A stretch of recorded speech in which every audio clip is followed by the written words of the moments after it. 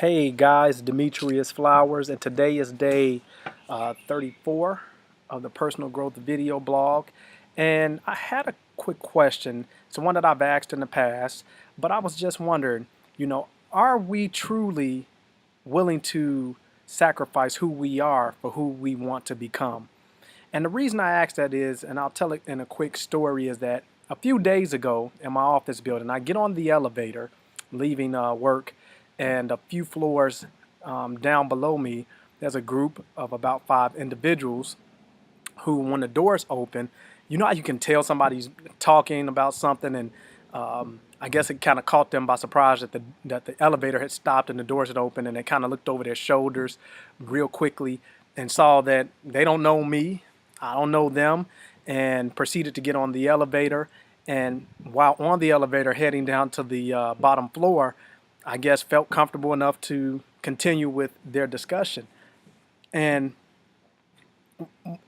while on the elevator, a few of them made comments about how much they hate their lives as it relates to their jobs, how miserable they are, and I didn't say anything. I had my headphones in, and so maybe they thought I was listening to music or something. But I just thought, man, I believe that they are a representation of what a lot of us feel as it relates to our happiness with what it is that we do for a living.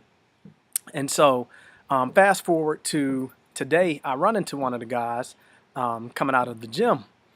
And he remembered me, and I remember him, and just kind of had a quick laugh. And I made the comment to him, "Are you still hating life?"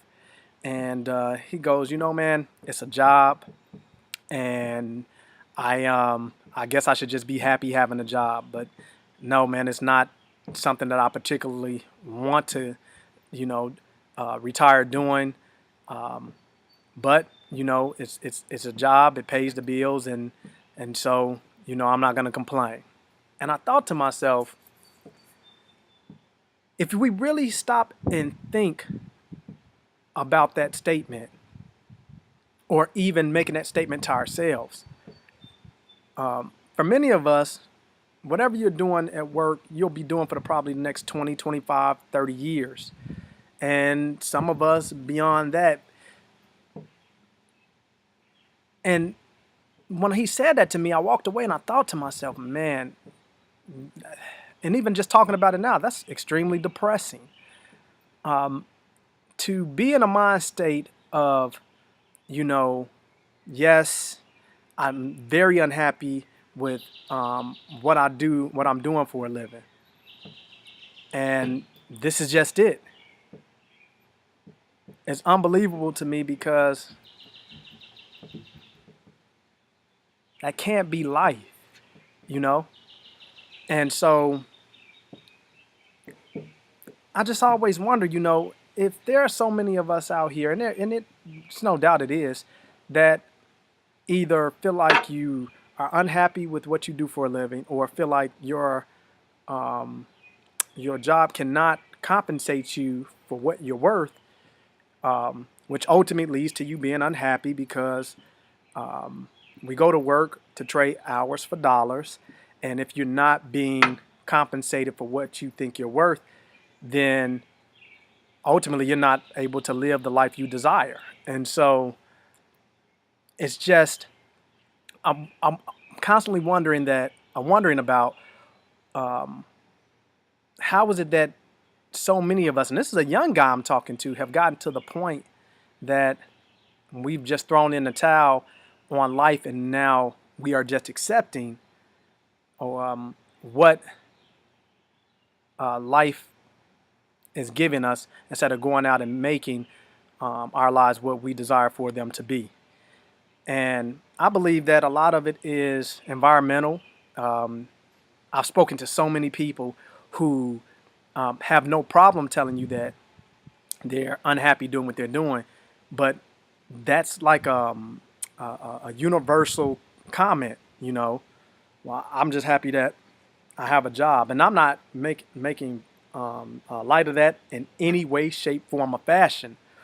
Here's the thing: you should be happy having a job, but does it mean that you have to stop there? If you're unhappy with what you're doing and you feel like you are not being compensated, or excuse me, you feel like you're not being compensated what you're worth, and you're not living the life that you desire on your terms, able to see things how you want to see it, provide for your family the way you want to provide, I don't know, travel the way that you envisioned in your life. Why does it have to be over? You know, I say this all the time, and I'm in the middle of my second go around over the past few weeks of a book called The Magic of Thinking Big. And it's just refreshing to, read this book and to, again, I'm getting so many tidbits out of it. Hear the author say, that there are, that's an excuse, and what he calls excuse-itis, as far as us just accepting where we are in life, instead of going out and seeking out ways and opportunities to ensure that we are successful and happy in this life.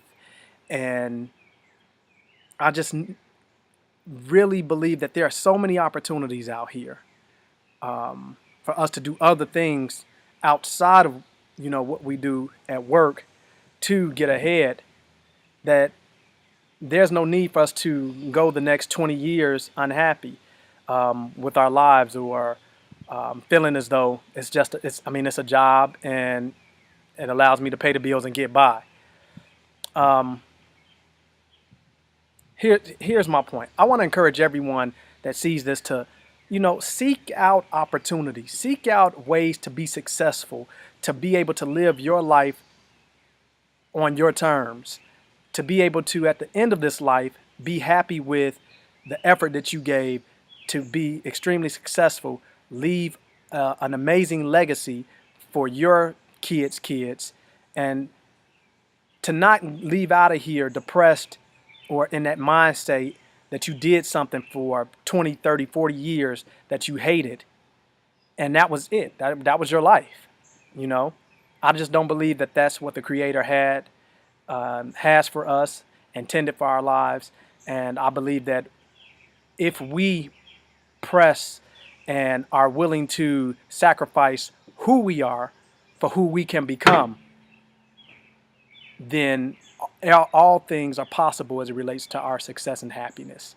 That being said, this is day 34. Again, as always, I hope you get something out of it, and I'll talk to you all again shortly. Bye.